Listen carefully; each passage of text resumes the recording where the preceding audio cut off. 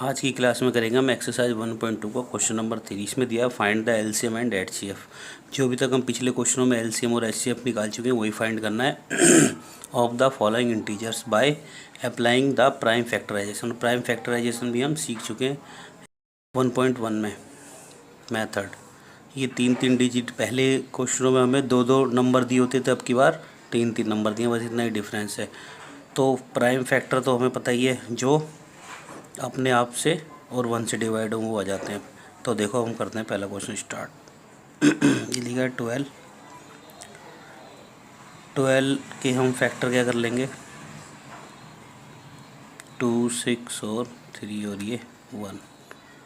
तो यहाँ लिख देंगे 2 मल्टीप्लाई 2 मल्टीप्लाई 3, तो ये आ गया 2 की पावर 2 मल्टीप्लाई में 3। अब हमने करना है 15 के फैक्टर 3 5 जा और 5 1 जा। तो यहाँ लिख लेंगे हम 3 मल्टीप्लाई 5। पावर के फॉर्म में तो लिख नहीं सकते। अब देखो 21 को कैसे करेंगे, 21 का भी कर सकते हो 3 7 जा, इस तरीके से 3 7 जा और 7 1 जा।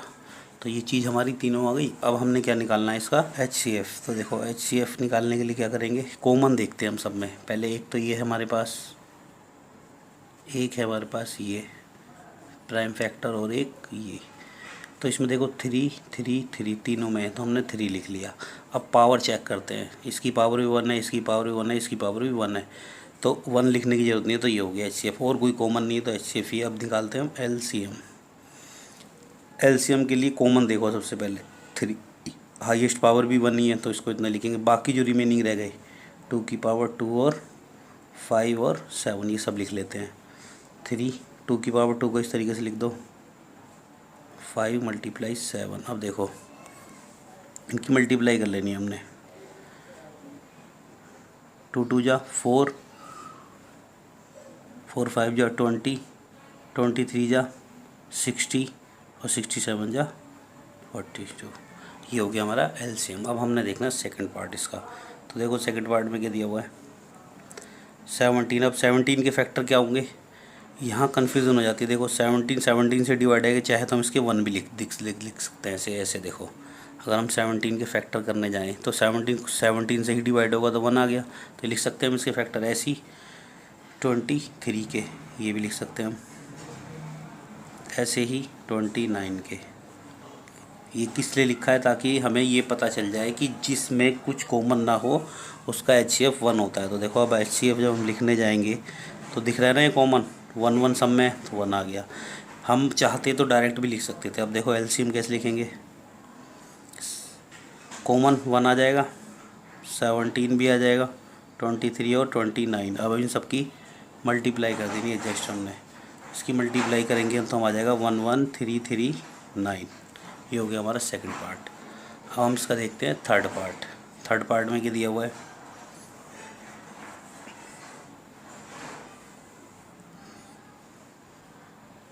यहाँ दिया है हमें 8 और एक दिया हुआ हमें 9, एक दिया हुआ है 25। अब हम यहाँ अगर 8 के फैक्टर करें क्या होगा, 2 4 जा 2 2 जा और 2 1 जा, यानी 2 मल्टीप्लाई 2 मल्टीप्लाई 2, यानी लिख सकते हैं 2 की पावर 3। 9 के 3 3 जा और 3 1 जा, यानी 3 मल्टीप्लाई 3 से लिख सकते हैं 3 की पावर 2। 25 के यहाँ कर लेते हैं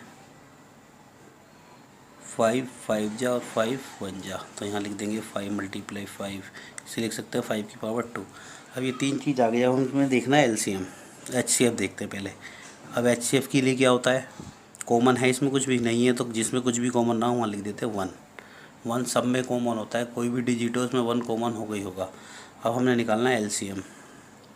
LCM के लिए कॉमन तो कुछ है नहीं, बाकी जो रिमेनिंग फैक्टर है वो लिख देते हैं। 2 की पावर 3, 3 की पावर 2 और 5 की पावर 2। अब इसे सॉल्व कर लेंगे तो यहाँ लिखेंगे 2 मल्टीप्लाई 2 मल्टीप्लाई 2 और 3 मल्टीप्लाई 3, 5 मल्टीप्लाई 5। अब इन तीनों की हमने क्या कर देनी है, मल्टीप्लाई कर देनी है। देखो 2 2 जा 4, 4 2 जा 8, 3 3 जा 9 और 5 5 जा 25। 25 8 जा कितने होते हैं, 200 और 200 को 9 से करेंगे तो 18 और 00 इसके साथ लगा तो ये हो गया हमारा एलसीएम। तो इस तरीके से हमारा ये क्वेश्चन नंबर 3 ख़त्म होता है। अब हम देखते हैं क्वेश्चन नंबर 4। अब देखते हैं हम इसका क्वेश्चन नंबर 4। इसमें दिया है गिवन दैट HCF 306 और 65, मतलब इसका HCF हमें कितना दिया हुआ 9, फाइंड हमें करना है एलसीएम। इन दोनों एलसीएम क्या आएगा।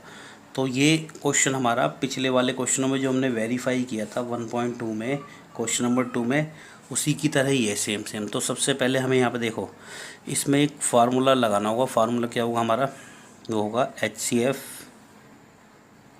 Multiply LCM equal to product of the two number.